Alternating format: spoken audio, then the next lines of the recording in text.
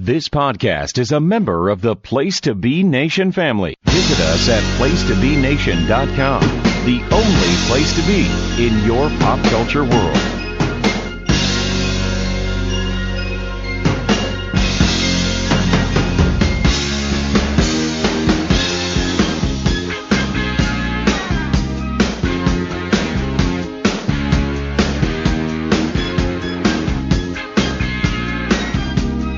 PTB Wrestling Network, friends and family. Hello. Morning, afternoon, and evening. Welcome to our newest sojourn into things current wrestling all over the world. And we're really going to go all over the world tonight, and we're going to talk a ton of topics. It is, of course, Place to Be Nation's main event. I am Scott Criscuolo. Very tight group tonight. It's just one room and my Fraser Crane, the Fraser Crane of PTB. Except he has a better hairline. Mr. Steve Aloysius Wille. Can I be the Fraser Crane from the original Fraser show and not whatever this thing is that's happening? Well, I gotta tell you, I love the show. I loved the original Fraser. I do too. It's great. That I've gotten into fights in bars with people because ready for this? I think it's better than Cheers. Just my opinion. Yeah. I'm not going to argue with you on that. I don't know. Just my opinion. This past week's episode, I'll admit, was the first Fraser-y episode so far. With him and his son, I don't know if you watched it, with him and his son and the confusion over the blind date and everything. It's that's the first episode of this new thing that reminded me of the old show.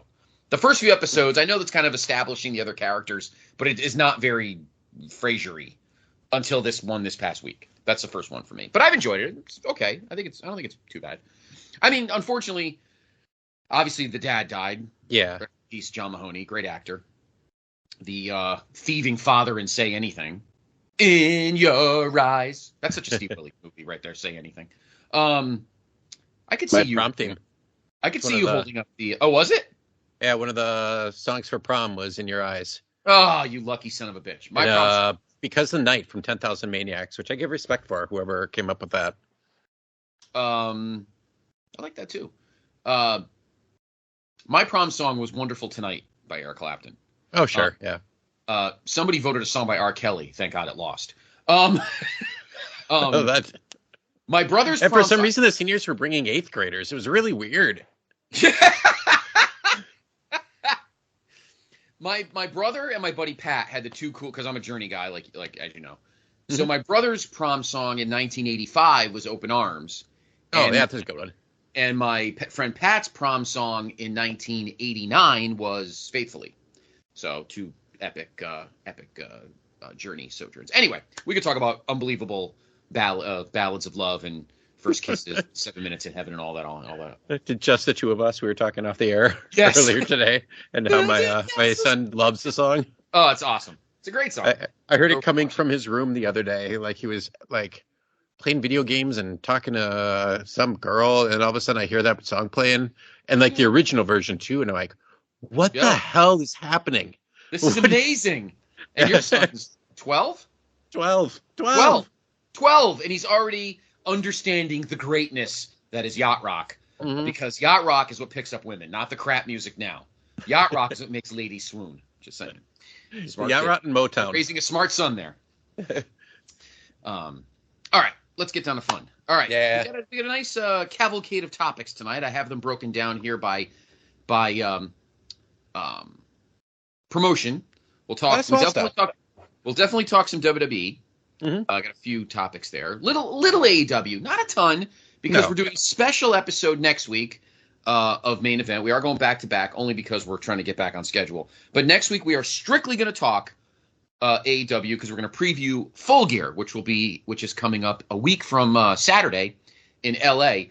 And I feel like that show was so far out, because I feel like they've been building this MJF Jay White match for 10 years. It feels like, but I'm looking forward to it. I think it'll be a good match. I'm one of the few people that have turned on Jay White in a good way. I know a lot of people liked him and then hated him. I was not a fan of him in Japan. I feel like because the live match I got to see with him at the G1 Supercard in 2019 was not good. I blamed him because I love Okada and I'll never blame him for anything except breaking Bryan Danielson's face. Like everybody else. Oh, that's not okay. We can talk about that. Yeah, I know. I don't think that's what happened. No, I don't think so either. I think it happened before, and then they turned it into it. But we can talk about that later. Yeah. But I feel like that build has been like a zillion years in the making. Mm-hmm. So I'm looking forward to a week from Saturday at the old home of Showtime, the Kia Forum, the old home of Showtime. Best era in the history of the Lakers, even though I love Kobe to death. Showing my age, and I don't care. That's fine. Come on, Steve. The Orlando Woolridge years in Chicago. I saw him play. I saw Orlando Woolridge play with Jordan. I was a little kid. Now that team would have loved the James Mitchell skit from Samhain. Yeah. Who was the Warriors that they played? Who were the Twin Towers and the Warriors? Was it Samson? No, that was the Rockets. The Rockets, yeah. Ralph Sampson and Olajuwon. Yeah, yep. Samson and Olajuwon. Samson did go to Golden State. Okay, so yeah, it was definitely Ralph Sampson was playing. So and it was Golden State. Maybe he played with Olden Polynice, maybe? Or the other one, Thurman? Strom. I almost said Strom Thurman. Thurman, I can't think of his name. Anyway. Ralph Sampson did end up going to Golden State after Houston. Mm-hmm. Olajuwon, of course, went to the Hall of Fame. Meanwhile, Ralph Sampson lost to Chaminade when he was in college. So pretty great. All right, let's dive in. So we're going to talk some AEW. We'll talk some Impact, the rebranding. I haven't talked to you about the rebranding. No. Which I'm pumped about. We will talk about NWA and Billy's stupidity, which, of course, I'll let Steve elaborate on. And, of course, Dr. G and I will go more into it this weekend on the weekend special. But it's fucking so stupid. He's pretty much trying to take the show away from Dr. G and I. That's what I'm saying. He's sabotaging me. Now, there is something that I read about that we can talk about. That yes. It's not. Yeah, it's about the reality show and what it may be actually. Yes, I heard that too.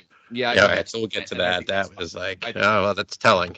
Yeah, that's fucking stupid. Anyway, and then I got an interesting, kind of a deep question for you and I. Ooh. Particularly since this guy that we'll talk about is one of your favorites, and I like him too. I have not been as exposed to him. Maybe we'll have to do once we can have the time. I know we haven't done an episode once, and we apologize for that. But maybe we'll do a special episode of Pod of Honor where you pick me, maybe 3 or 4 of your favorite Will Ospreay matches. Okay. Because I've only seen him very, very infrequently. Mm-hmm. When I don't know a wrestler, I admit it. I don't fake it because you can't. So I admit I don't know a lot about him. So maybe we'll do an episode. Maybe we'll do an episode of Main Event. Maybe we'll do a Main Event episode where we talk about some Will Ospreay matches. So we'll talk about him in a little bit later. All right. Let's start with the Flamethrower. And the first story that I want to talk about is, of course, the big one that happened this past week in WWE, and that is another show is moving from one to the other, and that is the fact that NXT is now going to the CW. Yes, the CW is getting NXT. Yes, that was announced on the Endeavor or TKO, whatever, earnings call. Another thing came from the earnings call that we'll talk about in a minute as well. Of course, Shawn Michaels commented he was thrilled. CW will be NXT's home for the next 5 years, starting October 24th, so of next year. In the brand's 13-year history, this will be the very first time that the show will be airing on broadcast television. Of course, they were on the network, and then they were, other places. So, what are your thoughts on NXT? Because now we know that Raw and SmackDown will both be on USA. Now NXT will be on the CW. What are your thoughts? Well, there's 2 sides to this that I have. One is a little bit of a rest in peace to the CW.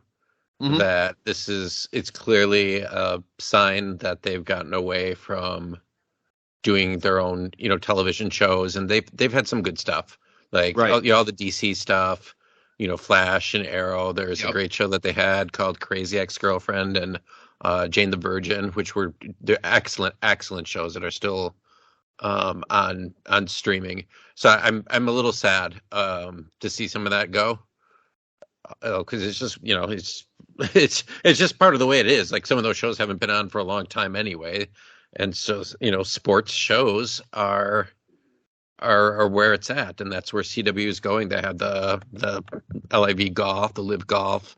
I think I read they're doing ACC this year. I don't know if that's just football or if it's basketball as well. So there's a shift there.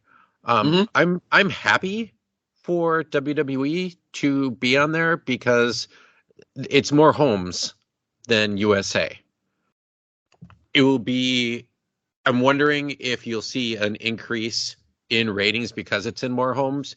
Like, theoretically, it should go up. I think it's like a 7 million difference. So you might see an 8-9% increase in ratings, all things being equal. You can also might see it go down a little bit because anytime you change channels, people forget where to look. See Rampage. So I'm glad for them. Like I always say, whatever grows the industry is good for the industry. Easier to follow. Like if you don't have cable, if you aren't into streaming and you just have an antenna, which a lot of people do. Yeah. And I think, it opens up, again, the CW kind of gets back into consciousness. WWE kind of spreads the wealth a little bit. I want to clarify. Raw would not be staying on USA. We're not sure about that. We know for a fact in 2024, SmackDown is going to USA. Mm-hmm.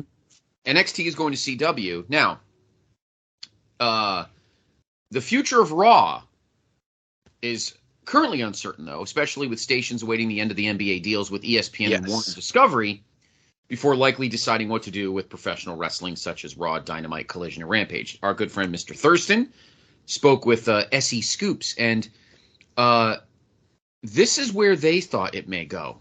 And this is funny. FX. Yeah, I saw that too. Which is owned by Disney. They could be a buyer. Certainly not going to fit on ESPN. No, I don't think they want to put sport on the Deuce either. ESPN would never do that.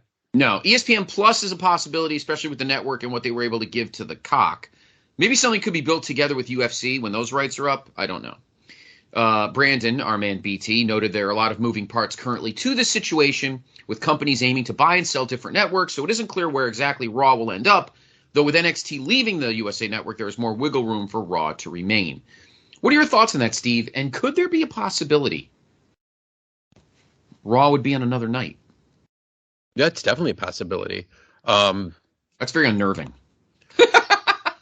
Yeah, I would be terrified that, they do AEW and some sort of WWE show on the same night. I would hate that. No, enough of it. Hate it. Enough. But yeah, maybe it would be on a Tuesday on USA or something like that. I would think if it would stay on USA, it would stay on Monday nights. But there's also, right now, there of all these years going against Monday Night Football, would a new network maybe? Speaking of football, some guy from the Bears just did a kip up after a tackle. Pretty sweet. It's about the only thing they're going to do well today. God, they're bad. They're bad. Bad game for Amazon. And they've had some decent games. Yeah, they have. They've had some decent games. There's a Chiefs better than one, last year. Last year, of course, they were garbage. Yeah.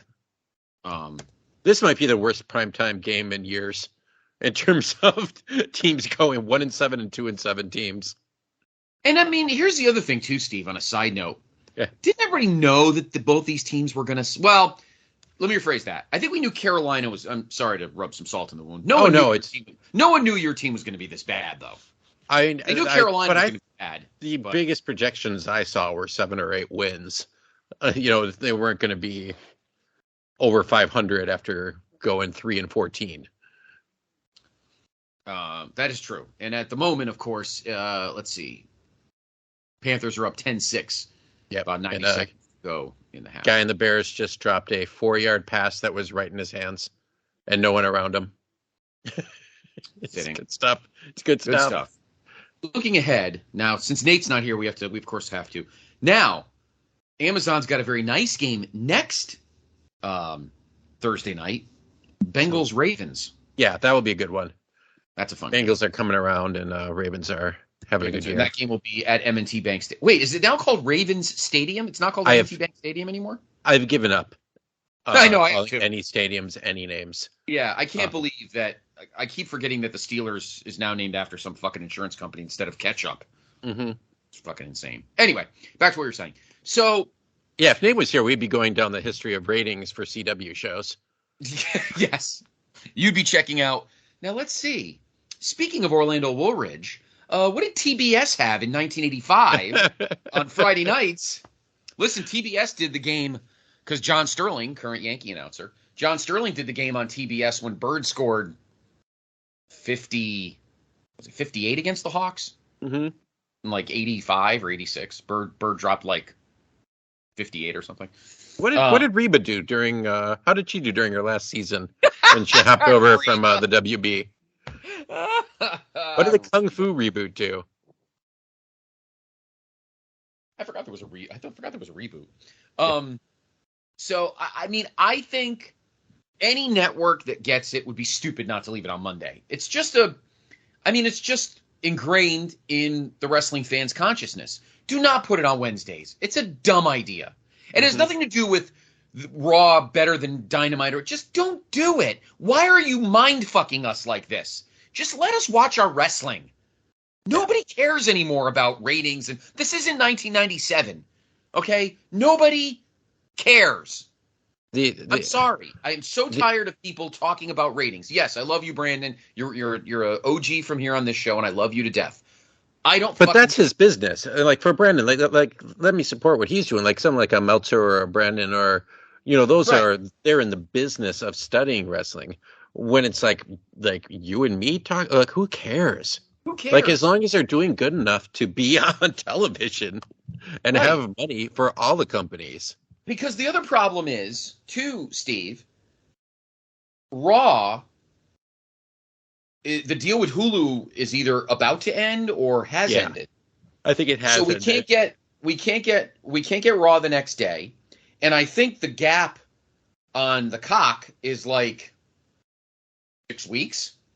Mm-hmm. I think right now the most recent episode of Raw is like the, I don't know, second week of October or something. I don't know. So don't make us have to search for an episode. That's not fair to us. You may think that we're the bargaining chip of your little ratings game, but just don't. Let Dynamite have Wednesdays. Just let them have it. Nobody cares. There's so many choices of things to watch, and we can use like we tape on Thursday nights, so we can use this as an example. When I have the Amazon stick downstairs in the basement where I record, when I turn on Thursday nights, I put I'm not even a big NFL fan anymore, but right on the main page, click here, you get the game. It's all I had to do is I pressed on and enter, and I got the Bears game. That's it. Yep. Like if you start doing things where you gotta there was the one rumor where Raw might be 2 hours on FX and then switch to Hulu for the third hour. That's dumb. That is do one or the other, or simulcast it on both. I agree. Like they do sometimes with football, and they'll do ABC and ESPN. Mm-hmm. I agree. Don't make it harder for people to watch. Yeah, don't. All you're doing is punishing us. Yeah, and again, going back to us? You need us.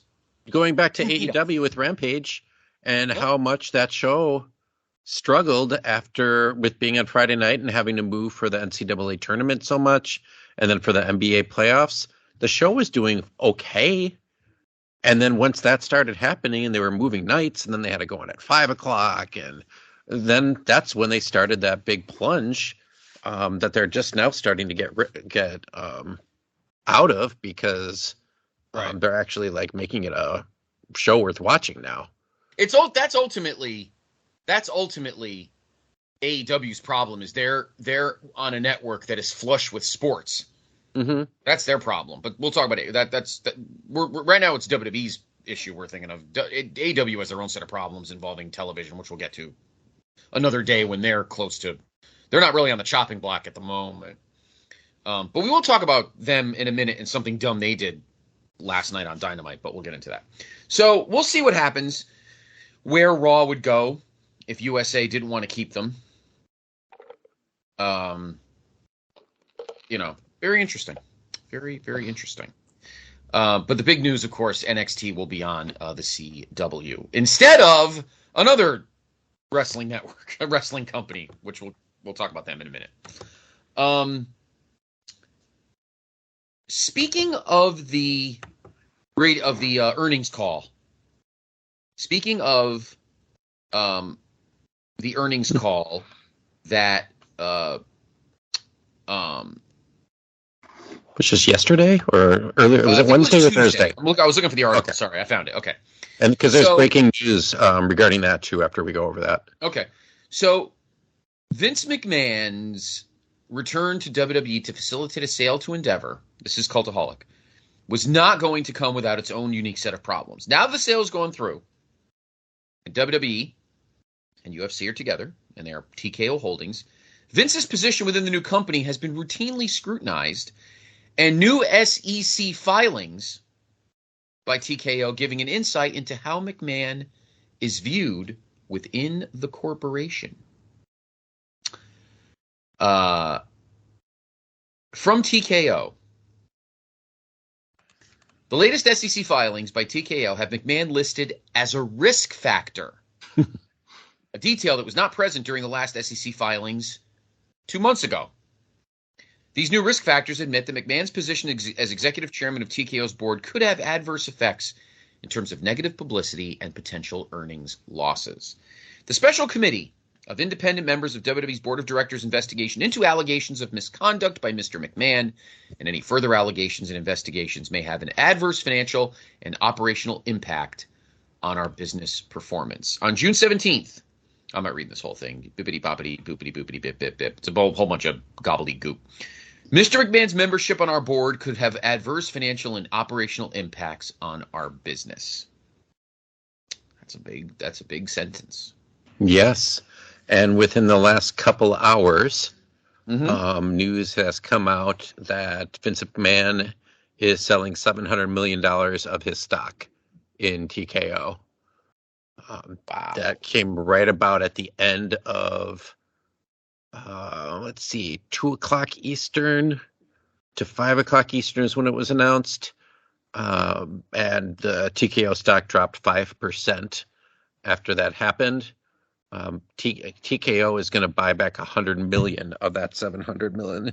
So that 700 million is 25% of what he currently owns. I don't remember how much he has already, what percentage he had in the company. Was it at like 10 or something like that, somewhere around there? Yeah. So what I don't like, this is one of the many things I don't understand about billionaires. What are they doing with all this money? Vince McMahon doesn't have long to live.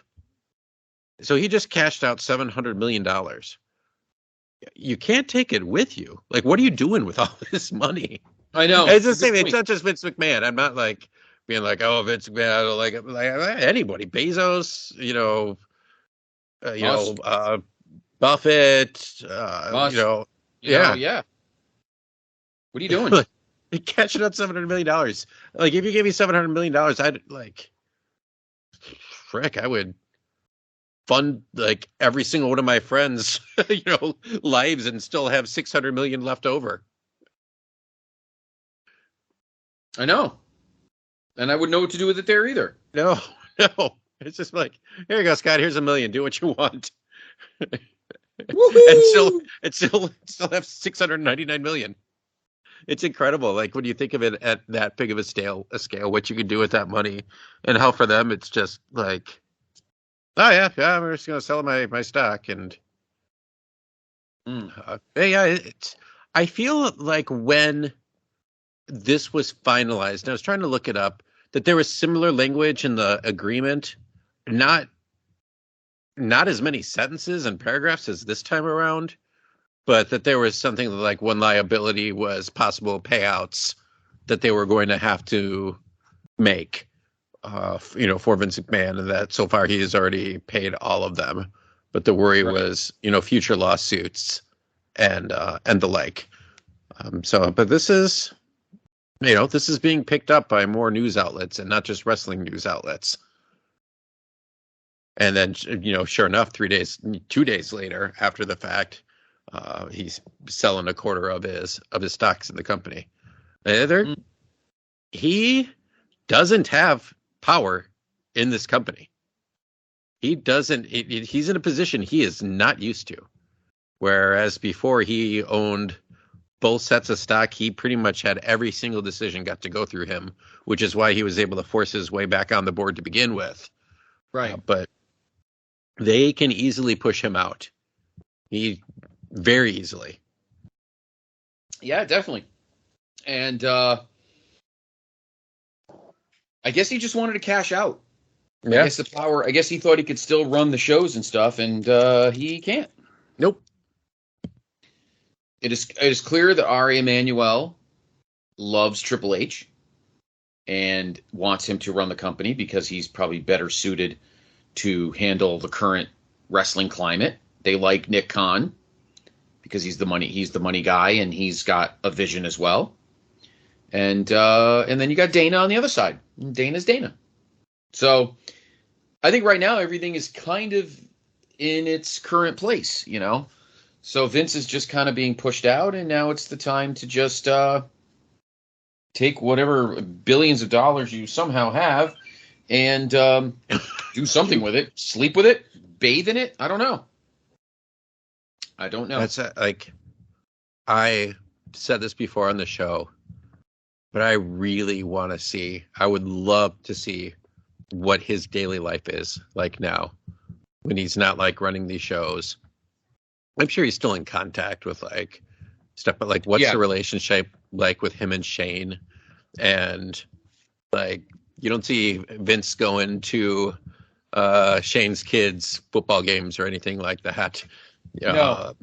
What's the relationship like with Vince and Stephanie after that stuff all went down with the board and all his extracurricular activities, sexual harassment and assault stuff came out? Because you don't hear much from Stephanie anymore either, which is fine. She's grown up and learned a lot of stuff. I'm happy if she's decided to go home and be mom. Yeah, I'd be happy if Triple H did that. I have nothing against Triple H. If he decided, screw this is too much. I've made a ton of money. I've had my moment in the sun. I'm going to go home with him and take care of my kids. I heard rumors about their relationship. I don't care to get into them unless there's, we know reality of it. Right. But yeah, if they wanted to walk away and be like, screw this is crazy. Right. Yeah. Yeah, I don't know. Steph, I think Vince is clearly kind of ostracized right now, and I think the family is not. There's not a good thing going there. I'm curious if Ari Emanuel has reached out to Stephanie, or Nick Khan has reached out to Stephanie. So I don't know. These are weird people. Yeah, people with money are strange. People with money are strange. Yeah, it is true. Let's. Did you watch Crown Jewel? I watched a little of Crown Jewel. We're going to talk about Crown Jewel now. Yeah.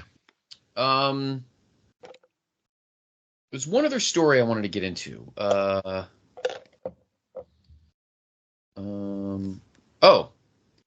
They did announce the WrestleMania 40 weeks events, but it's all the stuff everybody knows. Yeah. SmackDown and the Hall of Fame Friday night. Stand and Deliver Saturday afternoon, and then night 1 and night 2, and then Raw Monday. So nothing you didn't already know. That was an announcement. Yip-de-doo. Listen to this. So we all know it's before WrestleMania, though. WWE set to host their first major premium live event with Australia, of course, Elimination Chamber for Perth in Optus Stadium on February 24th. Tickets for the show are set to go on general sale today, if you're listening to this on Friday, today at 10 a.m. Australia time, which I think us is like 2 in the morning. For UK fans looking to travel for the big event, there are many flight options from the UK to Perth for our UK listeners. Qantas running daily flights from London. Wow, that's got to be a long flight. It does. It's probably I bet you it's a shorter flight if we're like, say, in LA. Mm-hmm. Imagine. Perth's Optus Stadium has a capacity of between 60 and 65,000. 65,000. With Elimination Chamber being the latest international event, of course, Crown Jewels and the Superstars and all that crap. Of course, Clash at the Castle, Money in the Bank, Backlash. And, of course, next August, Steve, the end of August of 2024, we will have, what are they calling it? Bash at Berlin? Yeah, Bash in Berlin. And then the other room, not a good name. No. There's too much there, people. It's unfortunate too, Steve, and that Germany just has such a past where adjectives have to be so picky. It's a shame. But yeah, crappy name. And of course, there is a rumor that Backlash after WrestleMania 40 will be in Paris. So I feel like, and I said this, I think I said this did I say this on a past episode? I think I said it on the last episode of our show, and I think I said it to Dr. G too, that WWE is almost trying to broker out the secondary pay-per-views to other countries, whereas we domestically will just have the big ones. Rumble, Mania, SummerSlam, Survivor Series. That's what it seems like. Might be wrong, just saying. So I wanted to bring that up. Yeah. I love it. So, I like it a lot. I think I said last time or the time before that I hope they just don't repeat every year at the same places, but to mix it up. Yeah, you did say that. So we must have talked about it in the last show. It makes it like, I'm a huge fan of it. Another story. Fans will have noticed an increased featuring of sponsors throughout WWE's events in the last couple of years. Yeah. Of course. So something we'll talk about at Crown Jewel. Yeah, we were wrestling. We've had shows where we're wrestling cereal and shitty drinks and other stuff. Mike's Hard Lemonade, Cinnamon Toast Crunch, the Pope's Exorcist movie, which is terrible. Elsewhere, WWE shows Mountain Dew and Pizza Hut. Ari Emanuel is the man at the head of the current merger, and it was asked at the third quarter earnings about the prospect of WWE taking the approach of USC when it comes to maximizing the use of sponsors at their events. I am not a fan of putting stuff on the mat. I hate that. It looks trashy. Didn't like it during Nitro, during the WCW years. The one time Vince did it, and I didn't like it, was WrestleMania 12, and notice he never did it again. I don't mind the apron, and I don't mind like the barricades. I do not like the canvas. Looks cheap. I'm somewhat okay with it if it's kind of like in the corners. I don't like it when it's right smack in the middle. I also don't mind the turnbuckles. I don't mind the turnbuckles. Yeah. The Cinnamon Toast Crunch one was the one that cracked me up because it was just too much. I think it was a Rey Mysterio mask, and it was overload on the senses because it was on all those screens around the guardrail. It was I think it was on the mat, but then like the big Tron had the giant Cinnamon Toast Crunch logo for the whole thing, and just the colors popping all over the place. It was too much. It was too busy. It's a great way to make money, and that's one of the reasons why they're doing these other countries, because the countries will pay them money. But do you remember? There's some great stories that I've been seeing in sports about this too. Remember when Brock had a fight to keep his Jimmy John's logo when he came back from UFC. So he had like he would, and Vince wouldn't let anybody else do that. Like I know that Punk had said for a while that he had some sort of sponsor that wanted to, advertise for him, and Vince wouldn't let it.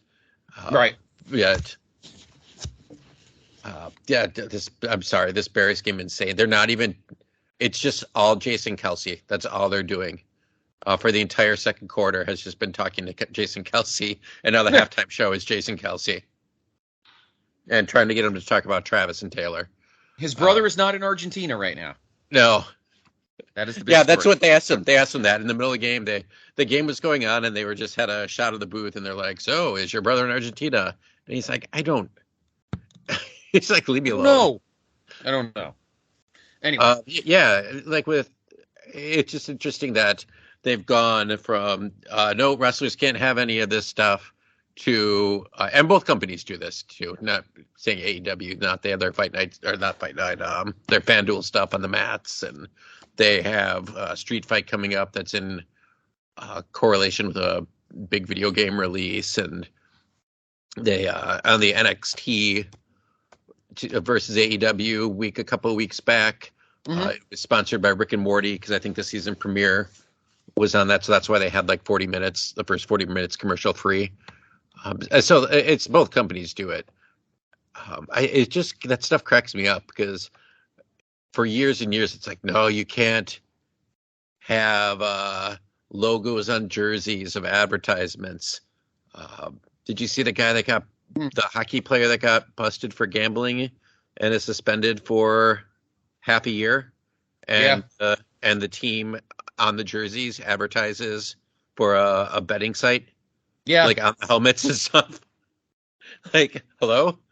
Well, we've all bitched. Us jersey junkies have bitched for years now about the horrific patches on baseball jerseys and such. So it's frustrating, very frustrating. So Crown Jewel, I watched some of it. Wasn't bad. Both Seth and Roman retained. No shock. In fact, everybody retained. No belt. Well, one belt changed, which I'm not in love with. And that's Logan Paul as your new United States champion. Yeah, I mean, I didn't think Ray needed it at all.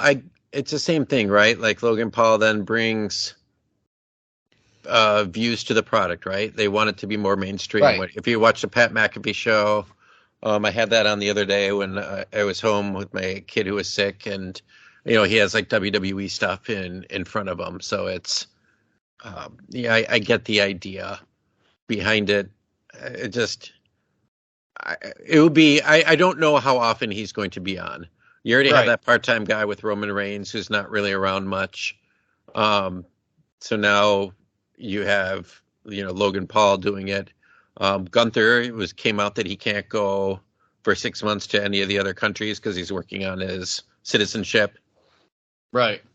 So yeah, it is what it is. I ended up watching the Sammy match, the pre-show, because he gets that huge crowd pop now that he goes over to Saudi Arabia, and I know it means so much to him. And then I watched the Seth Drew McIntyre match, which I thought was pretty good. I didn't think it was fantastic. The thing that really annoyed me with this show, and I was going to come back to it, but the commercials. Oh my God, the commercials. And it was worse this time because there's so much of the Saudi propaganda. They're doing like commercials for the Saudi airlines. Like what? What do we need this for? But I had texted you as I was I was watching live. I was doing some paperwork, and I just might as well put this on. It's right in the morning. I kind of like the early start, and I saw that Sammy match, and then they did your typical 10 minutes of, last 10 minutes of the pre-show where they show you the video packages, which totally get. The show started. I'm like, man, this is taking forever. 14 minutes was when the first bell rang. 14 minutes. And only two of it was like them walking, like Seth and Drew walking out. It was 12 minutes of video packages, commercials, doing all the crowd stuff, and here's Saudi Arabia, and isn't this great? And then after that match, I don't even remember what the next match was, because it just kept going and going and going. Like, I got stuff to do. I mean, I can come back to it. I don't know the point of watching it live, and I think if I was at that show live, I would go insane. Just because AEW is the opposite. I've been to a ton of pay-per-views for AEW where it's just like I don't know when to go pee. Right. I need to pee. Oh, here's another great match coming up that I want to see. It's almost a reverse. Like, give stuff time to breathe so we can go get our hot dog. Like, they must, at AEW pay-per-views, they must make no money whatsoever on food because no one wants to miss something. Right. But it's just something that I've noticed, and I brought up here before too, but it just seemed worse than usual, where they've been spending so much time in between matches with commercials. And maybe it's a Peacock thing. Maybe it's a shift with this looking for more money from sponsors, giving that more time to happen. I don't know what it is. I just don't like it. But I also don't watch many pay-per-views at all, including AEW live. So if I want to go back and watch Crown Jewel, I know that I can fast forward through quite a lot of stuff to just see the matches, which is what I want to see. Yeah, and I mean, it's, it's the middle of the day on a Saturday, Oh, I love it. Yeah. It's like the Chiefs Dolphins game on Sunday morning in Germany, so it's on at 8:30 in the morning. Love. Yep, and we're getting that again this Sunday with Colts and Pats. So Seth beat Drew. That was the opener. Then Rhea retained the women's world title against Nia Jax, Raquel Rodriguez, Shayna, and Zoe Stark. And now Rhea and Zoe will go one-on-one at Survivor Series. Solo Sikoa beat... What's that? I'm sorry? Little surprising. With Zoe, a fairly big pay-per-view. Yeah, this might be the show that I have to be sold on her. I liked her as Trish Stratus's, little second, but she needs to sell me on being the next thing. I think she's a good worker, but I need more than that. So I got to see how that'll play out at Survivor Series, if she can build that Chicago crowd in that match. This next match proved that the SAG-AFTRA strike is over because Solo Sikoa gave John Cena 304 spikes. Yeah, that's so very weird. It was, but it's because he's not coming back because the strike's over. Yeah, but still, the way to do it. I know. Just and of course Logan Paul won the U.S. title. Io Sky retained the WWE Women's title against Bianca. Cody Rhodes beat Damian Priest. That's a big move. And, of course, Roman Reigns beat LA Knight. Speaking of, with the SAG-AFTRA strike now, tentatively over, not perfectly over, tentatively over, the big rumor now is that no Cena, no Rock for Mania, because now they've got to do their regular jobs. Now we're back to finally having the story finished at WrestleMania, and Cody will finally beat Roman. Do we feel that we're back on that path? Yeah, unfortunately. It just, I don't know, it just doesn't feel like it means anything anymore. Probably not, but I think Cody's just going to win it anyway. Oh, yeah, absolutely. But maybe they should have done it in LA, I don't know. It would have seemed very quick, but, I mean, he was hurt, so... Anyway. Not a bad show. I feel like they should have done it already at Mania, but... Yeah. Solid, if unspectacular.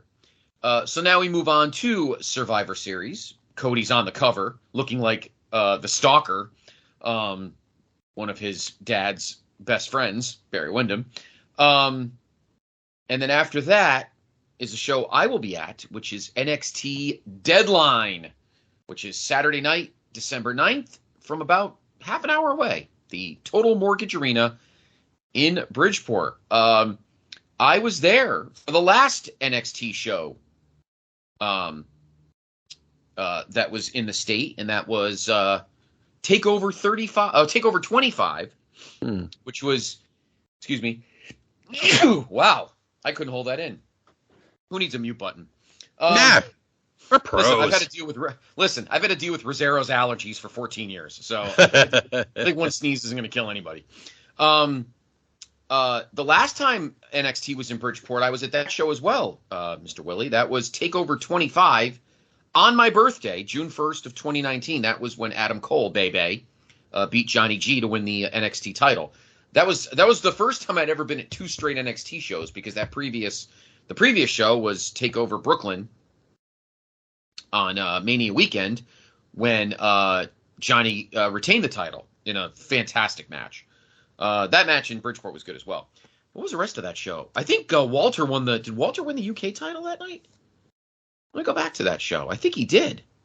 Let me look here. Here was the card. The dark matches. Keith Lee beat Kona Reeves, and Mia Yim beat Bianca Belair in a dark match. And then Keith Lee and Mia Yim went on their first date right after. Matt Riddle beat Roddy Strong. Street Profits won. Yes, I remember the Street Profits winning the tag titles because we all got solo cups, like falling from the ceiling or something. Velveteen Dream, remember him? Yes, I do. He beat Tyler Breeze to retain the North American title. Oh no, I might be thinking of TakeOver Brooklyn about Walter. Hold on a minute. Shayna beat Io to retain the women's title, and then yes, Adam Cole beat Johnny G to become NXT champion. That match was 31 minutes.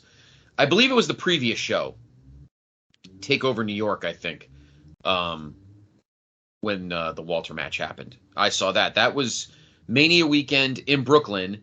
And yes, Walter defeated Pete Dunne to win the WWE UK title. I was there for that show. That was Johnny and Cole in a 2 out of 3 falls, and Johnny retained the title. Actually, it was vacant. Why was it vacant? Now I'm confused. Why was the world title vacant? Johnny goes after winning TakeOver Phoenix, Bianca Belair. Trying to figure out why was the world title vacant? I'm confused. I can't remember that. Ciampa got hurt. Okay, that's when Ciampa had his neck surgery. Yeah, that's one of his many. Yeah. So, the men's and women's Iron Survivor Challenge matches. Dijak's in the men's match, Tiffany Stratton's in the women's match, and then there's a few more, and of course there'll be other matches as well. So I'll be at that show. Very much looking forward to it. All right, let's move on to promotion number 2, which is of course AEW. The problem they have right now is the injury bug. Like, everybody's getting hurt. Adam Cole's hurt. Jon Moxley's hurt. Bryan Danielson's face is mushed. What's with all the injuries, Steve?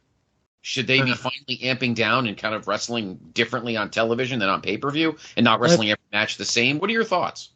I think some of it's like, some of them, like we talked about, like the Cole was a fluke, like stupid injury from him jumping off. He was like running and jumped off the ramp to go into MJF's corner, and he just stepped wrong. And like the Danielson, that happened in the match with Andrade, it turned out, because they were making it seem on the show that it was like Okada that did it. But when I went and watched that match, I watched it like a day later. He already had a nice goose egg under his eye when that match started. And it was announced, by the way, that the two of them will have a rematch at Wrestle Kingdom. Yeah. So that would be pretty cool. I'm assuming Okada will win that one. But yeah, there is, Moxley. Moxley's back. He had that concussion. But he'll be back. He's going against Orange Cassidy in a rematch for Full Gear. But yeah, there's like a lot of odds and ends going on. Phoenix, I think, was hurt. I don't know when that was. Oh, God, this Bears game is so bad. Yeah. Punt. Oh, my God. Poor Amazon.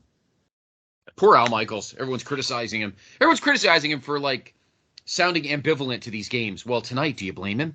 Yeah, it's well. Again, at least he'll get an upgrade next week with Bengals and Ravens. So. Yeah, I do think that it is a problem, but it's the WWE, they're like Ricochet and I can't remember the name of the other person from NXT who are now in the concussion protocol this week from their matches on Monday and Tuesday. So I don't know, like, how much is them taking better care of their athletes if they, their heads get knocked a little bit, giving them breaks for concussions? Is it? I don't like. It all depends on the type of wrestling too. Like, there's some of the wrestling that looks really stiff that actually isn't. Like your submission style wrestling. Right. The thing that broke Danielson's arm, that was just a simple Macho Man elbow drop. That was a total freak thing. So it's, I don't know. There is that bug, and it's difficult to do long-term booking. You have to be adept at, changing your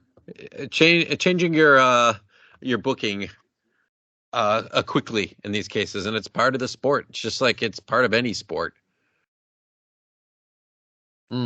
Yeah, I do crack up when you hear, like, oh, in football, like, this team's got injury problems. Yeah, everybody has injury problems this time of the year. It's football. Yeah.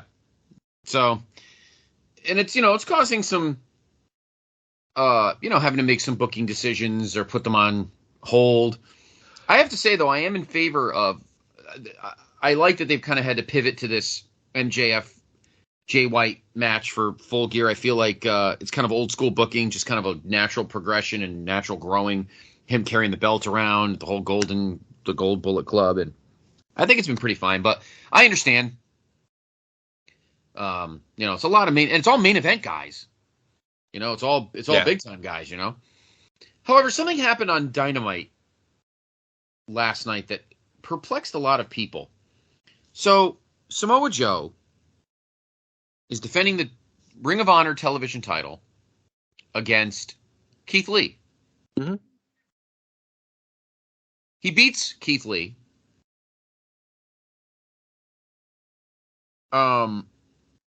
And he wins, and then he forfeits the ROH TV title and wants a shot at the world title. So I'm intrigued by it because it's different. Basically, Joe saying he's too good for the Ring of Honor TV title now, and they kind of booked him. Tony booked himself in a corner on that one, where he's clearly above this belt. He's already gone against MJF once. He is in the main event storyline with MJF right now. The question is, why didn't you think of this in advance? They didn't want to beat Joe for the title. Could you have done a 3-way match? Could you have done Joe versus Keith Lee versus Shane Taylor or something like that? Because Joe and Taylor had that awesome match at All Out. Keith Lee and Taylor are feuding. You could have put it on Shane, or you could have put it on Keith Lee and then had them feud. It was strange. What if he's gonna drop the belt? If he's gonna forfeit the title to go after bigger things, why don't you say Keith Lee win?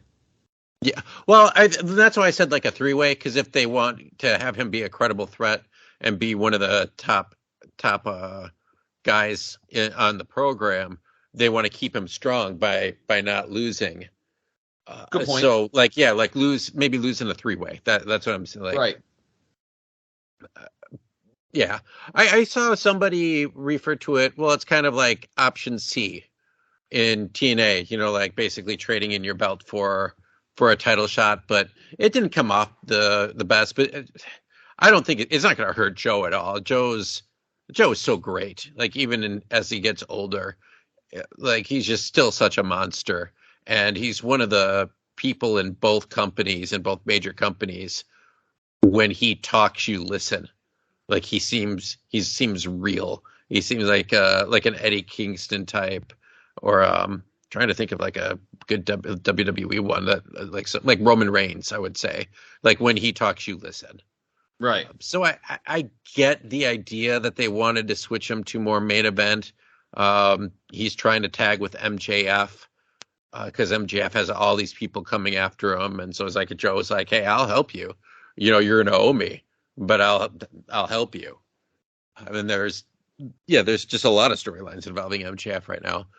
So I get that they want him up in that, but also then if you know you want to do that, don't book yourself into that corner where you have to figure out a way, because that belt is meaningless. That Ring of Honor TV belt means nothing.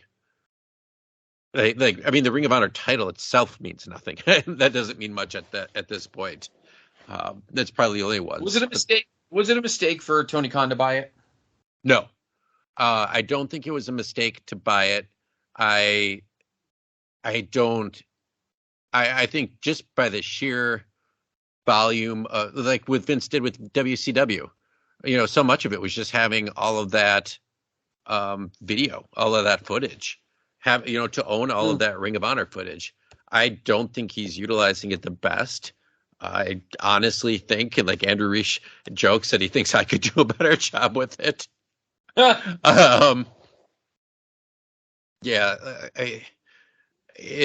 There's just too much there. I wish he could have.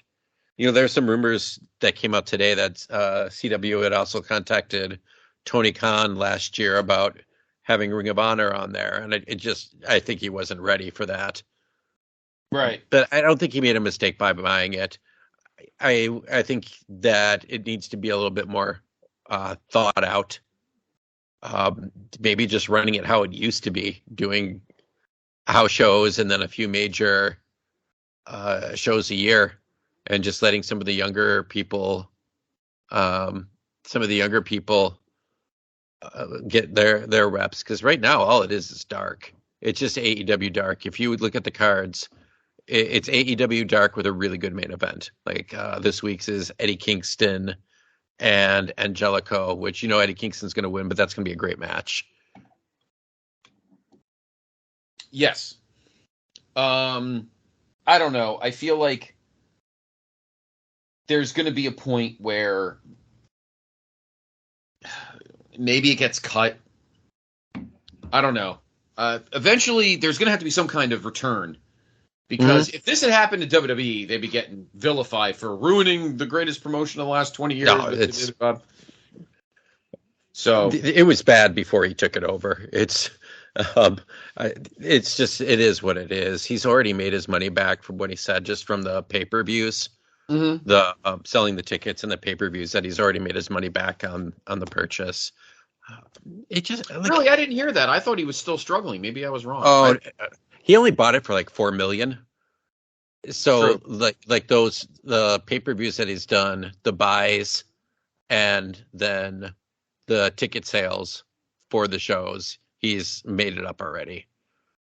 They are doing Final Battle. You're not going to have to pay money to watch it now. It will be included with that Honor Plus. You won't have to wait like 3 months or whatever it was and pay the extra $30 to watch it, which I think is really smart, because, well, I shouldn't say really smart. It's what he should have done in the first place. Right. Just something to think about. Like, it just felt so throwaway what they did last night. I gotta be honest, I don't totally agree with it. I think they should have rebooked it. I get the whole Samoa Joe thing, but why don't you just give Keith Lee the TV title? Absolutely. Something else. Or like I said, just do, have Taylor, Keith Lee. Like I said, I just thought of that as we were talking. That's perfect. Samoa Joe can lose, either Lee pins Taylor or Taylor pins Lee. Then they have a big match at the pay-per-view. Oh, that's next month. The Battle of the Old Teammates. Shane Taylor's always said that Keith Lee left him behind. There's the built-in feud there. Big Hoss match. It will be great. It will be meaty men slapping meat, right? And there, like 1 minute, I figured out something to do with it where he doesn't have to just give it up. Right. You can even had Joe destroy both of them after the match. Just get angry and beat the tar out of both of them because he lost. Well, here's a quick story involving that the reason I brought it up, because Brandon mentioned it in the interview with SE Scoops, that AEW itself may not be profitable overall.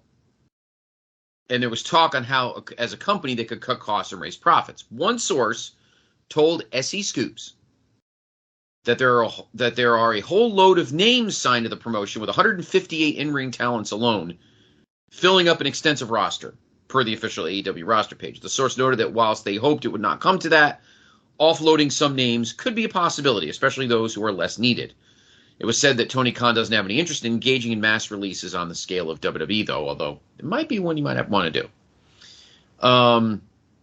Allie just left today, I believe, which is like one of those names that it really hasn't been used at all. She was injured for a while. But yeah, she's gone.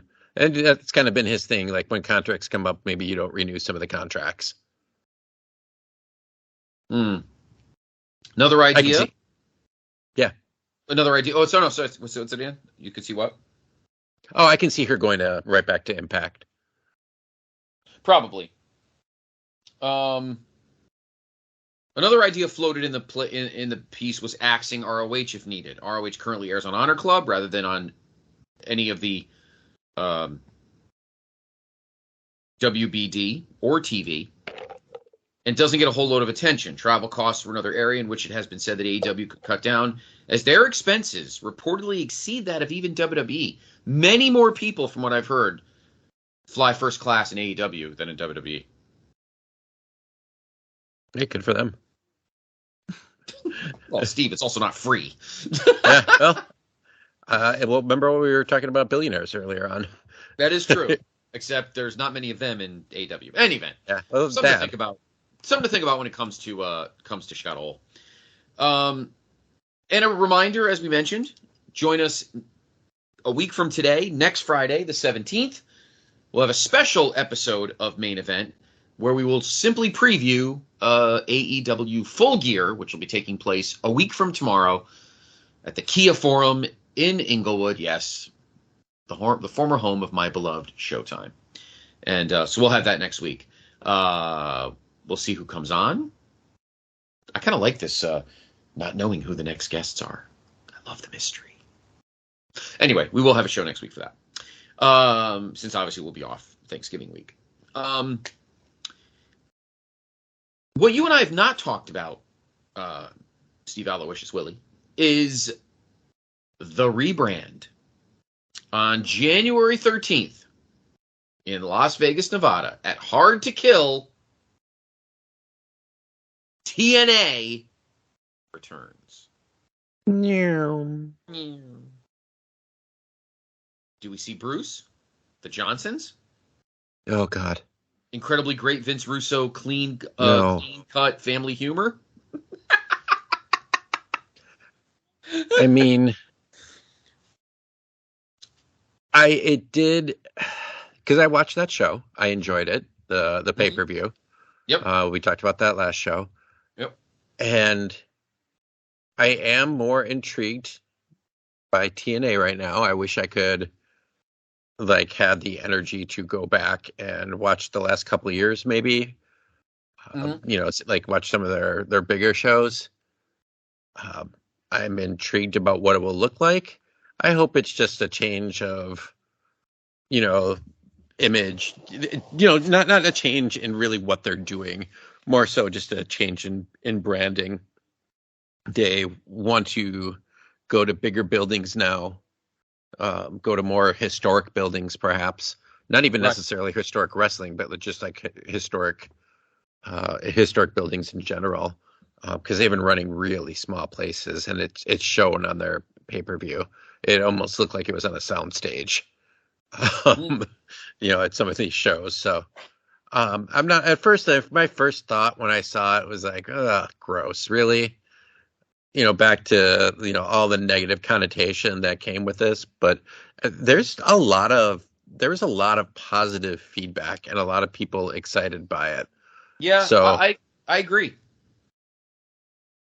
Because we have to remember too, Steve, TNA also, I know what we did here on the show, and we're going to get back to the TNA reviews. We are going to. No, I'm starting to get excited by it, actually. Yeah, we got to get back. I really want to. Yeah, I do too. TNA reminds people of the later part of that decade. The Samoa Joe, Kurt Angle, AJ Styles, 2006, 2007, 2008. I mean, those were great years for TNA. Mm-hmm. You could argue that those years in TNA were better than in WWE. And then, of course, 2010, WWE was terrible, but unfortunately Bischoff and Hogan came and Impact TNA didn't do much better. So I don't have a problem with it. I think I always thought naming your promotion and your main show the same thing was fucking dumb. Yeah. So that was just my opinion. I'm okay with it. I like the term TNA. I think it's funny. And people like it. People feel nostalgic for it. I do find it funny that it's going to be a red and yellow logo. What does that mean? No. Brother! No, that's not happening. That won't happen. That'd be pretty funny, but I don't think it is. So it's still technically Impact Wrestling until January 13th in Las Vegas, when the first pay-per-view of 2024 happens. Hard to Kill. So there we go there. Turning Point dropped on Impact Plus this week. That was taped because, as you know, after Bound for Glory, they went to their first UK tour in quite a while, and they're big over there, Steve. You have to admit. Oh yeah, they are big. They're big in in the UK. Very infamous 4 weeks that they had there a few years back when people thought they were going down, and like some of the hottest crowds. Yeah, that you'll ever see for wrestling. Yeah, no, it was crazy. So Turning Point was taped on the 27th, and aired on. It's on Impact Plus right now. I think it dropped last Friday, a week ago today.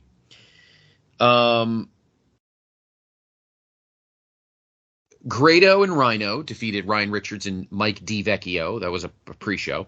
And Leon Slater defeated Mark Haskins to retain the North Wrestling Championship. I love Mark Haskins. He's a great wrestler. I like Mark Haskins, too. Eric Young and Josh Alexander defeated Subculture. Giselle Shaw defeated Alex Windsor. Rich Swann defeated Trey Miguel. Jordan Grace defeated Danny Luna. Joe Hendry defeated Simon Miller. Simon Miller is one of those wrestling internet guys from the UK. The Most Professional Wrestling Gods, which is Brian Myers and Moose, actually defeated the Motor City Machine Guns. But actually half the Motor City Machine Guns. Alex Shelley was supposed to team with Sabin, but pulled out due to suffering an injury. Yeah, so he has an injury. Frankie K kicked in. Trinity defeated Deonna Purrazzo, and with that match, Deonna Purrazzo cannot get a knockouts title shot as long as Trinity is champion. And in the main event, 18 minutes, Will Ospreay, gentleman we'll be speaking of in a few moments, defeated Eddie Edwards, which I heard was actually a pretty good match.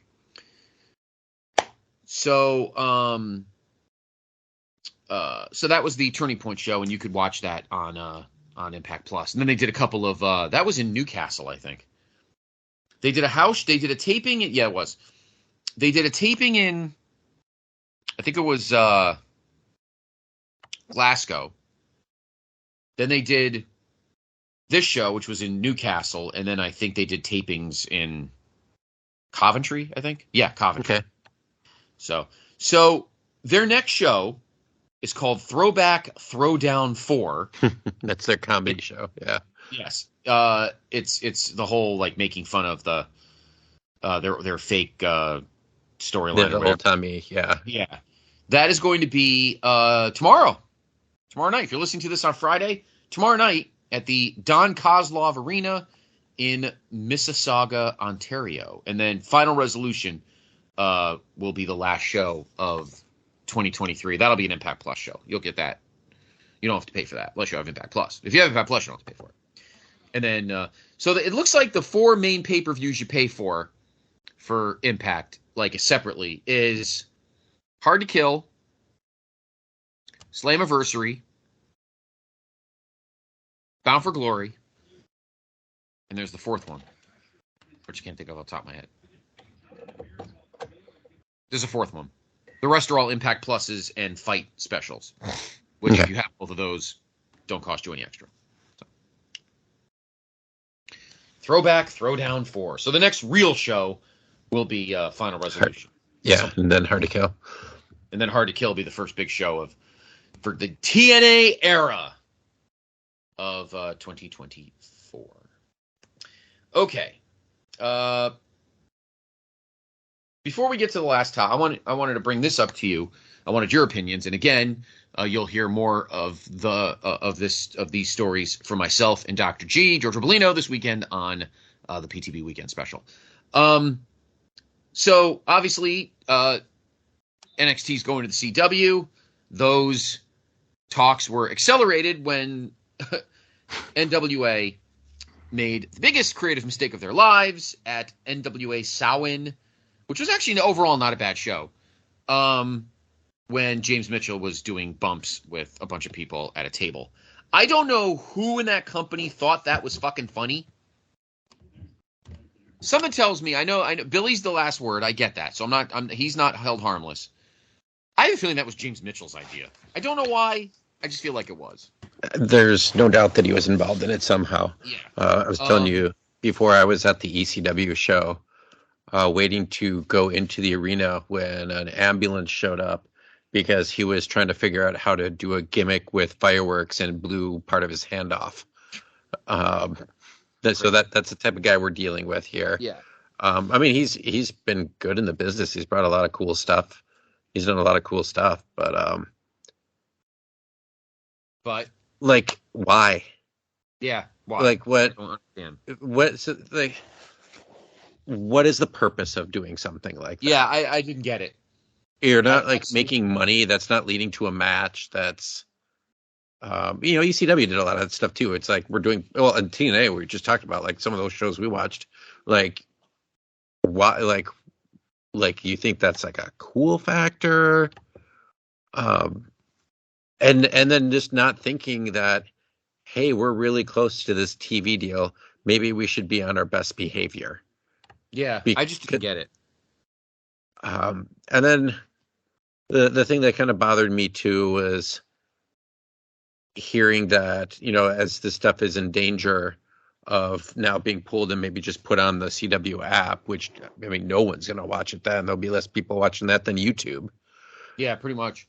That part of the reason for the reality show was that Billy Corgan wanted to have his wedding be a part of it, like the lead up to his own wedding, which is just like, wow, talk about like money mark type stuff. It's not even having to do with the wrestling. It just so happens that the owner of the company is getting married and wants his wedding preparation to be televised.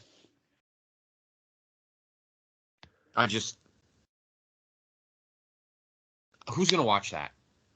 I don't get it. I haven't even watched the AEW All Access. I didn't even watch that. We talk about this every episode. There's so much wrestling to watch. Like, even as an NWA fan, you're not going to be like, yeah, I'm going to watch some kayfabe documentary of Billy Corgan getting married. Right. Very ridiculous. Very ridiculous. But Billy has apparently now, talent's very frustrated. They say Billy is not, the problem with Billy is he doesn't have the capital like a Vince McMahon or a Tony Khan, where he could just, or even, Scott D'Amore really doesn't own the company, he just runs it. But he runs it, where he could just focus on that because that's the money. He needs to do the Smashing Pumpkin tours and stuff because that's what's keeping him afloat. And he's got a big one coming up next year. Green Day's got a huge concert tour doing stadiums, and Smashing Pumpkins is going to be part of it. Yeah. So there's going to be months that he's not going to be available. And it's been a mess. And Pat Kenny had a stroke, so he's not part of the NWA process anymore. Nope, he's only dealing with talent relations. He's doing something else which really, really pisses me off. He's testing people for their loyalty. He makes new talent that comes in hot. He has them lose matches in the beginning to see how they react to it. I mean, what the fuck? I hate that stuff. Like, what does that even mean? Loyalty? Like, yeah. I am trying so hard to keep doing this amazing show that Dr. G and I do. And now Billy is almost making us not want to do it anymore and do something else. I'm trying hard, Steve. Well, then you can also, you can see people who then end up, like when we're watching our old TNA shows, half of it is making fun of it, right? And just like seeing how bad it can get. But then all of a sudden you see, wow, we've just seen 16 straight weeks of like the most amazing Jerry Lynn matches. And you find these like diamonds in the rough, like, you know, like your gal Camille, like still there. Yep. For how long? I don't know. Anyway, I wanted your opinion. Dr. G and I will give ours over the weekend on the weekend special, which will drop on Sunday morning here on the PTB Wrestling Network. All right. Our last topic tonight is a open-ended, broad brush kind of discussion. The best part about AEW being in existence, Steve Willie, is now it's almost like wrestling has free agents. Now they can float around and look for the best deal. They leave a small market team and now can sign with the Yankees or the Dodgers or the Mets or the Red Sox or the Cubs. Well, maybe not the Cubs. But no, definitely the Cubs. Because Cubs are worth more than people think they are. Oh, yeah. They got a new manager. Yes, that they stole from the Brewers. And he wasn't under contract. The Milwaukee Brewers didn't sign him. They let him go. Who, David Ross? They didn't fire him? Oh, no, they let David Ross go. But the Craig Counsell wasn't under contract. His contract didn't expire. When did they tell David Ross that he wasn't coming back, though? The day before they announced. Yeah, I mean, it was bad. It was not good. No. They at least flew down to Florida to tell him to his face, but yeah. I actually like Mendoza. I'm looking forward to seeing what he does for the Mets. I think that's a good pick for us. Anyway, but now wrestling, we have it. The biggest free agent in 2025 is going to be MJF, but the biggest free agent in 2024 is Will Ospreay. His time in New Japan is coming to an end as a individual talent. So that begs the question, what does the future hold for him in 2024 and beyond? Let's talk about that, Steve Willie. He just wrestled for Impact, not for Impact. He wrestled at Impact shows. He wrestled at Bound for Glory and, as I mentioned, at Turning Point. But one shots are different. You could pay him $1,500 or $2,000, whatever it probably was, $2,500, something like that. But Will Ospreay to this point, Steve, needs to like look for the big moment, the big bank, the big. Will is 30. Yep. He's right in that moment now. Whoever signs him, can he be Neo Britannico? That'd be a great name again to use. Did you know he had that name? No. Neo, he's gone under the ring names Jason Arlem, or Artem, Dark Britannico, and Neo Britannico. His real name is William Peter Charles Ospreay. Okay. Mm-hmm. I thought Ospreay wasn't. Anyway, so he does use his real name. He's 30. So he's right in that moment. He debuted on April 1st, 2012. His resume speaks for itself. He's the current IWGP US/UK heavyweight title, although they kind of dumped that belt, I guess, at this point. Yeah, they're going to rebrand it. Yeah, he's the former, obviously, IWGP World Heavyweight title, which he had to forfeit due to injury, so he technically didn't lose it. He won the New Japan Cup. He's won the G1 Climax. Did he ever win the G1? No, maybe he didn't. No. He did win 2 of the Best of the Super Juniors, 2016 and 2019. And now he's arguably one of the 2 or 3 best in the world. Yeah, he's my wrestler of the year for the year. There's no doubt in my mind.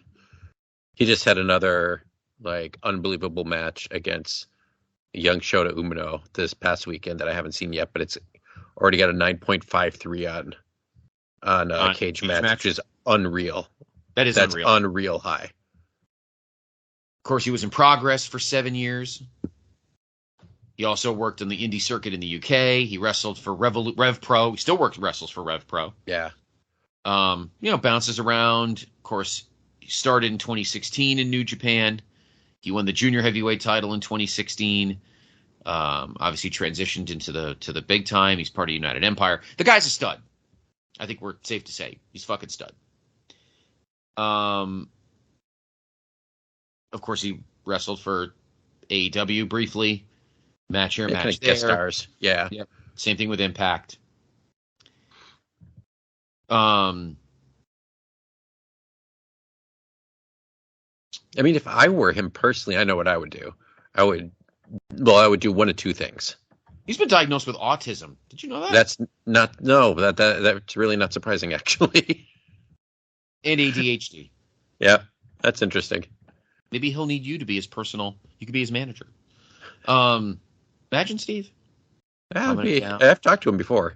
Talking for him. Be pretty great. In 2021, he was number 7 on the PWI 100. What do we have him as this year? He was too low. I don't even know if he was in the top 10. I remember that was one that I was like, crazy. What the heck? Do you think he gets punished for being a bouncy bounce?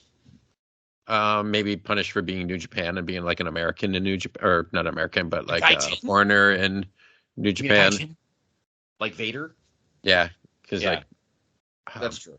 That's bullshit. No one has had better matches than him this year. Yeah. I mean, even in just in October alone, had the let me just go.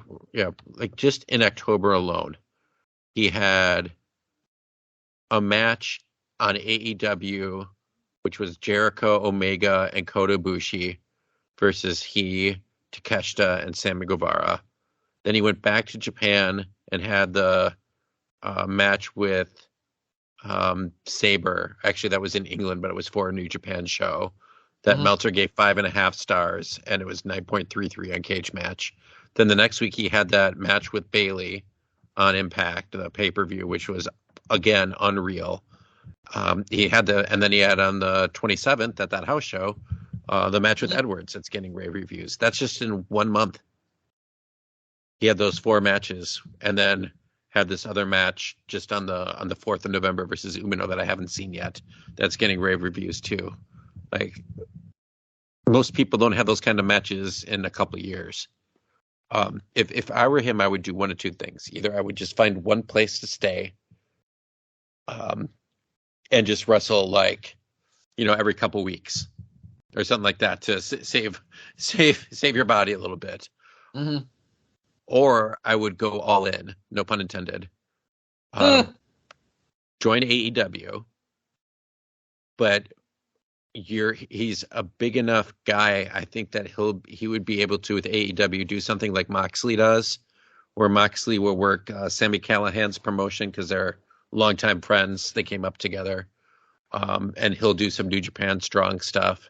Like, be that guy who I'm centered in AEW, but I'm going to go in and do like an Impact pay-per-view, and then I'm going to go to Europe and do a couple shows there. Then maybe I'll do a one-off in Japan and just make that money. Because he's said himself that, especially with his early career stuff that he did, where he really did some terrible stuff to his body, taking a lot of chances, that he knows that he doesn't have long to wrestle. And if like you said, he has autism and ADHD, and I'm not saying that's a death sentence by any means, but when all you've done is wrestle, it's not going to be easy to transition. Like someone like Bryan Danielson, he's going to retire. He probably won't work again, but he could probably get a job doing a lot of different things. He's a very smart guy. He's got a lot of gifts. I think Ospreay might have a little bit more trouble than that. So I think like make that money if you only have a few years left that you're going to be able to wrestle at this level and hop around while you can and while you're still 30. And like I said earlier, he has adjusted his style for the last couple of years where he's not doing these ridiculous like flips off the top rope, crashing and burning on the floor. He's doing a lot more. I wouldn't say basic, like he's hard hitting, but he doesn't really do anything crazy to himself.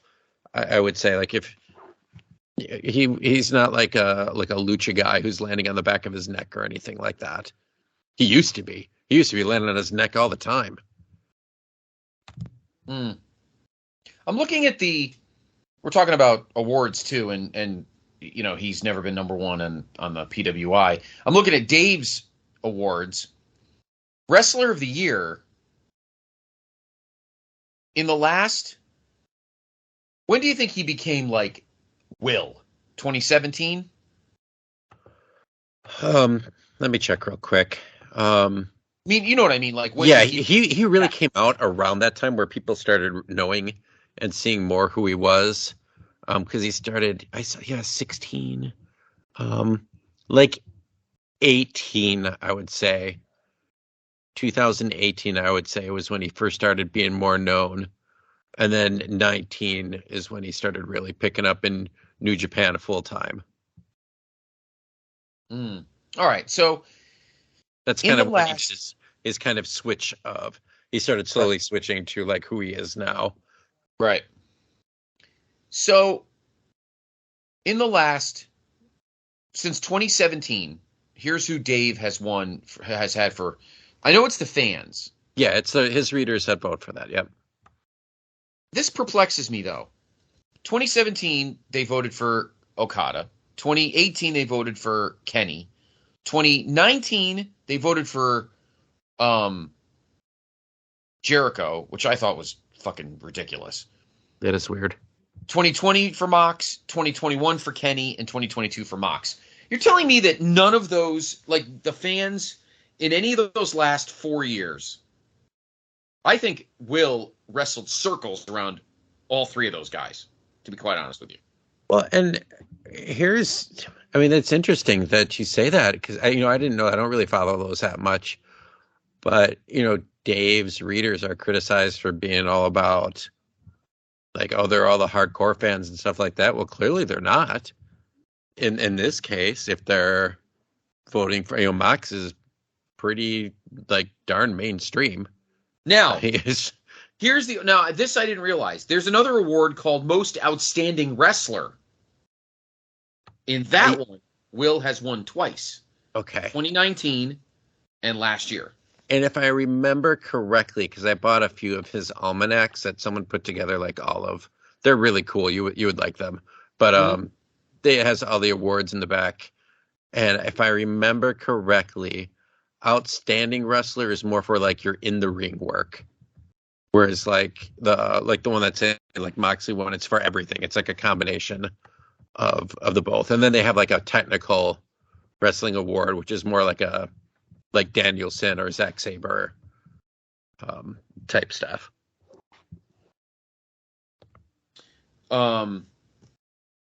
So it's funny that Most Outstanding Wrestler and Wrestler of the Year are two different things. Yeah. Last year they voted Tag Team of the Year. I bet you it's FTR. No surprise. Yeah, It's got to be FTR. Best on interviews.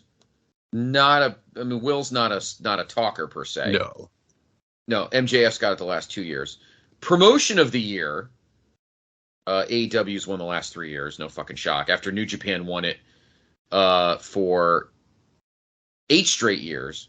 Mm-hmm. WWE has not won since 2000, incidentally. Best. And they won. They're always. I'm sure that AEW got some worst promotion of the year votes too. I mean, it's different. Like if you like look at the Observer, like way back in the day, like they were the people who voted like All Japan for the best. Yep. Dynamite's won best show the last 4 years. Maybe the first 2 years, but definitely not the last 2 years. Their vote for match of the year, has Will been in any of those? The answer is yes. Last year.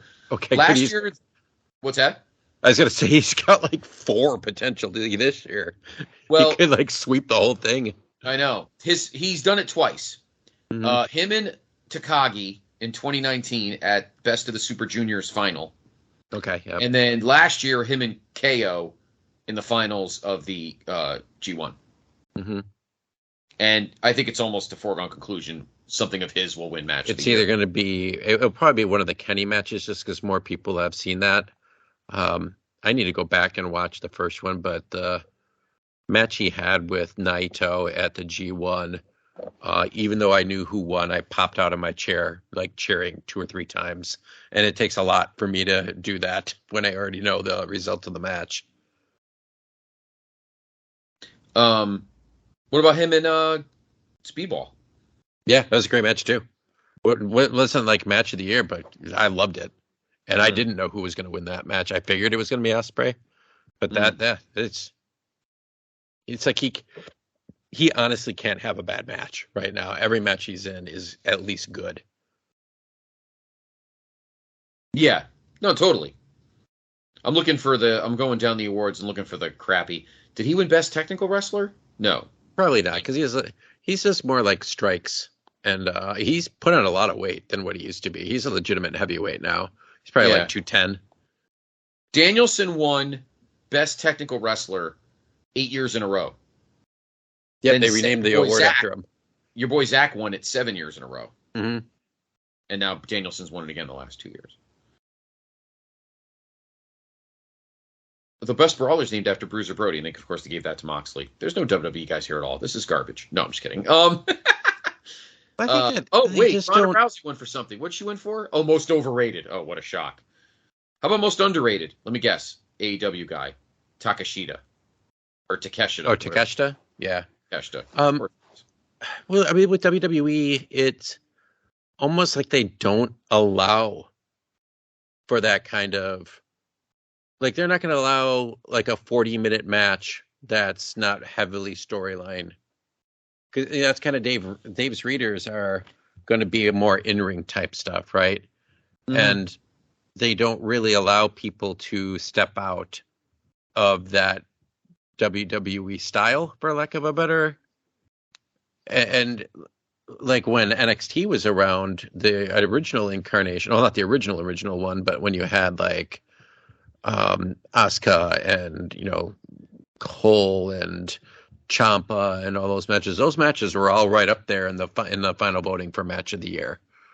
It's that kind of style of match that the Observer readers do, and they just don't do that in WWE anymore. I bet you, wasn't there a great match with Gunther this year? Like the one with the triple threat. Yeah, it was him, Drew, and Sheamus at Mania. Yeah, I bet you. And then him and Sheamus had a great match, and then him and Sheamus last year had a great match at Clash at the Castle. Yeah, I bet you that. I'm looking up Gunther right now. That's a guy who would rank high in the AEW tip stuff. I mean, Dave gave Gunther versus Bronson Reed. I don't even know what show that was from. 4.5 stars. Jesus. And then Gunther versus Ciampa, 4.5 stars. So that's all you have to remember. It is his readers. Gunther versus Chad Gable. Those two, 4 stars and 4.5 stars. Mm-hmm. So this is just from the last 3 months. The match with McIntyre, 4 stars. The triple threat at Mania, 5 stars. The match is amazing. Best match. Oh yeah, I mean that should get votes for a match of the year right there. So let's talk about it now before we go too far in the weeds. So obviously, Will is going to go. Obviously, his two biggest options are, of course, WWE and AEW. They have the most money. He's not going to. He won't sign an exclusive deal with Impact, but I guess there's three options. He could go to WWE. He could go to AEW, and he could kind of bounce around and be a kind of a freelancer. The freelancer thing, I don't think is going to last. He's not going to be able to do that often. That's not a good when you're getting into your 30s, that's not a very good career path. Mm-hmm. Let's talk about AEW. So the pros are, matches with great workers are good in both companies. So that we're not going to say, oh, AEW has better opponents for him. No, they don't. WWE has just as many good opponents. So we won't get into that because he's got great opponents on both sides. We won't get into that part. Business-wise, he can probably do other stuff within reason, though. And I've said this many times on this show, Steve, about Tony Khan. He needs to start treating this company like a company, and he can't be letting these guys fly around elsewhere too much, because I think that's where the injuries are becoming a problem.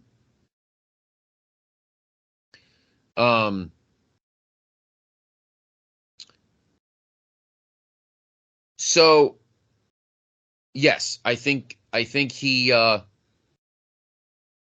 have some flexibility career-wise, but not as much as he thinks. I think he would be told there's a certain limit. I think merch, he gets a good cut, and they use Pro Wrestling Tees. So, right. What other pros are there to him being in AEW? A lot of its boys are there. You still have the interaction with New Japan, like the United Empire. Like Aussie Open's there. Ready-made feuds. With Kenny, he's already part of a stable, though it's kind of weird that he's in the stable with Don Callis. In my opinion, it doesn't feel like he fits. So yeah, kind of has a lot of relationships with those people. He's not going to have to hold back in his wrestling style. Go to that quote unquote WWE style that I would think they would let him keep his name in WWE. I think he's one of those guys that's big enough. Known, they let Jade Cargill keep her name.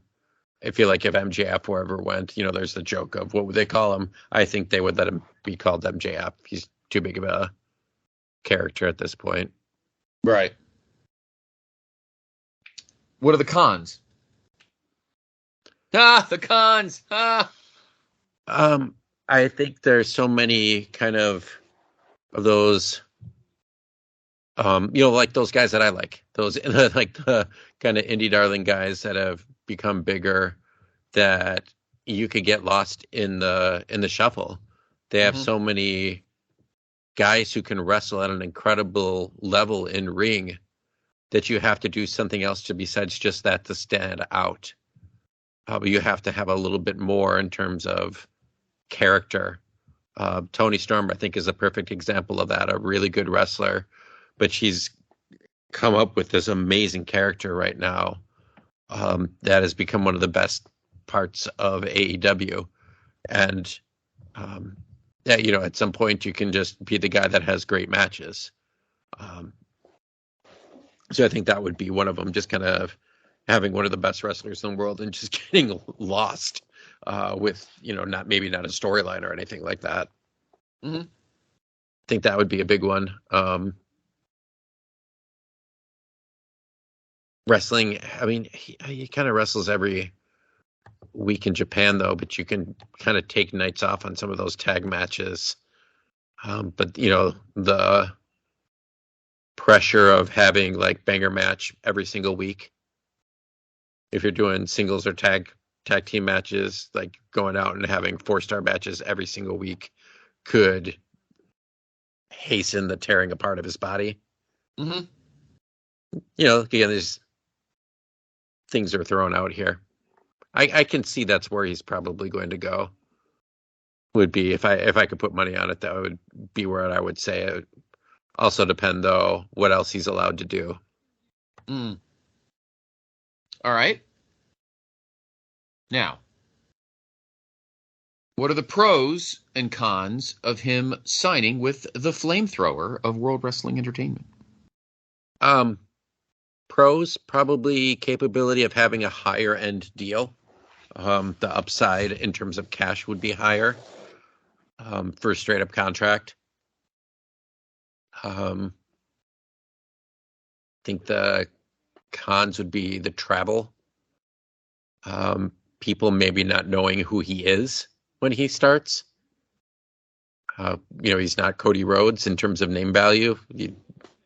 Right. All the people who watch WWE are not all the people who watch AEW.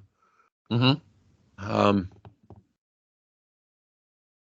Being able to reinvent himself, having basically an entire new atmosphere to figure out. So that creativity aspect of, okay, how am I going to, if he's in AEW, he can go out there and have matches. Mm-hmm. Well, in WWE, it's going to have to be more than that. It's going to have to be, he's not going to be wrestling every week. He's going to have to do a lot of backstage skits and sketches and, live interview segments. So, some people can't adapt to that. So that's true. That's a pro and a con. It's a pro in that it can give someone a new challenge on how to just not reinvent themselves, but like to become more creative. I think he would be welcomed in there. Mm-hmm. I think like he and Seth Rollins go back and forth on Twitter. I think that's all total work. I think they would absolutely love to work together. So that would be the other thing would be for pros is new people to wrestle as Seth Rollins, a Nakamura, Sammy, Kevin Owens, guys who he's like maybe came up in the indies earlier than he did. And so they didn't have a chance to really do anything like an AJ.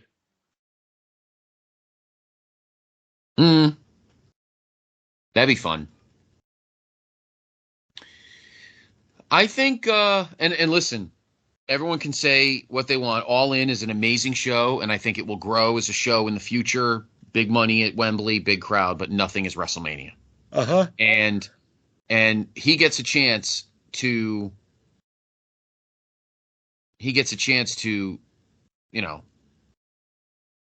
main event WrestleMania 41 in wherever the fuck it is. Minneapolis, I suppose, maybe? I don't know. Hope so. Would be pretty crazy. I know, right? Yeah, and there's the question of would he ever get to that level? Would he be allowed to get to that level? And I don't know the answer to that. Would they see him as too small or different? No, the Triple H is there for sure. Yeah, if this was Vince, I would totally. If this was still Vince, if this was like 6 years ago, totally he'd be going to AEW. No doubt about it. Vince would look at him and go, I have no idea who this fucking guy is. And if it was a year ago when Vince was if it was last year, I think it would be a no-brainer.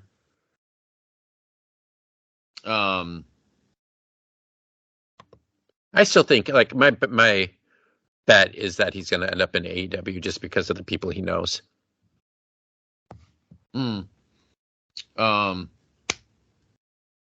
Yeah. It's something to think about as we move on. He's the big free agent for 2024. And then a year from now, we'll be talking about Mr. Jacob Friedman. This one obviously is more, that one's more cut and dry. He's either going to stay in AEW or he's going to WWE.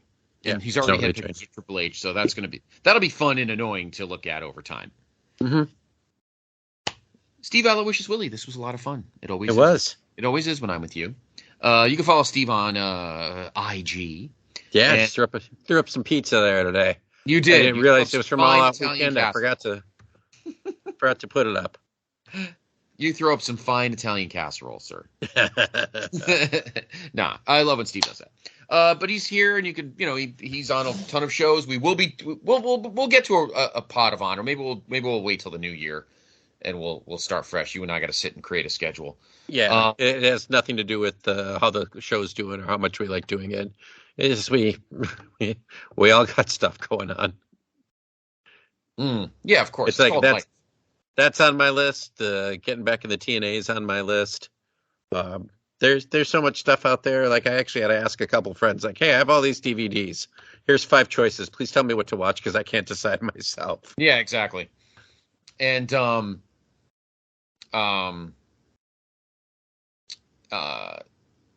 and there's just we've got so much great stuff here. I want to thank my buddy Luke Jennings, who adds so much stuff here to the network. He's the host of the Memphis Continental Wrestling Cast. He's the host of the Monday Night Project. He's the host of Hamburg All-Stars. And he may be adding a 4th show to our feed. The guy's a machine. A weekly show. The guy's insane. But he does great stuff. Join us this weekend for he's going to do part 2 of his WrestleMania 7 watch this week. We'll have a new episode of Chicken Salad. Of course, as I mentioned, Dr. G and I with a new episode of the Weekend Special. We'll get into some of these topics with him, and we'll talk. Obviously, mostly we'll talk NWA. Join us next Friday, here on the network for a special episode of Main Event. We will preview AEW Full Gear, which is a week from tomorrow out in Inglewood. We will be here to talk about the matches with somebody. Not sure who. Yeah, could be who knows? Steve. It could be the Boogie. Steve. It could be Andrew Reich. Hell, Jordan Duncan could be here if I leave a ham out. You never know. So we'll see. But we will be here next week for a special episode of Main Event where we'll preview AEW Full Gear. You can follow me on Twitter at Scott C. Podfather. But follow the brand on Twitter at PTBN Wrestling. I do the wrestling time travel every day where we go back in time. As we're recording, of course, today is the 26th anniversary of Montreal? Oh, wow. Yeah, right? Yeah. 2023 minus 1997. I think that's 26 years ago today. Earl Hebner called for the bell and then ran in his car and hid in his trunk with all of his stolen merchandise. Yep. And a couple of other shows too, Steve. A couple of New Japan shows. What is it? Power Struggle. And I think a couple of Turning Points too. Anyway, we do that. I do that every day when there's shows. We do polls. I will be putting a poll out soon. I thought I did already. Maybe I'll do it tomorrow or this weekend. What show will Greg Diener and I watch? Episode of Wrestle Tracks. There's 2 specific shows, and it pertains to the year 1987 because it has to do with a show that he's doing on It Was a Thing on TV. So, and a new episode, of course, of Through the Looking Glass this month as well. Have a wonderful weekend. Enjoy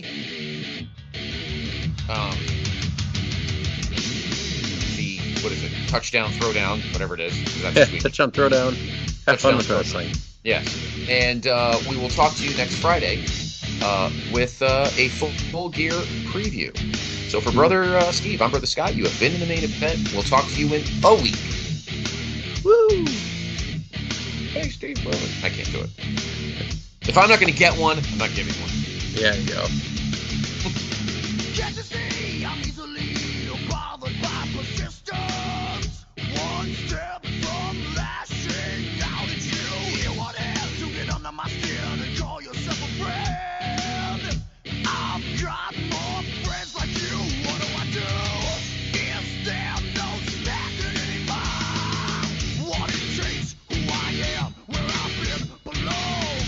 You can't be something you're not.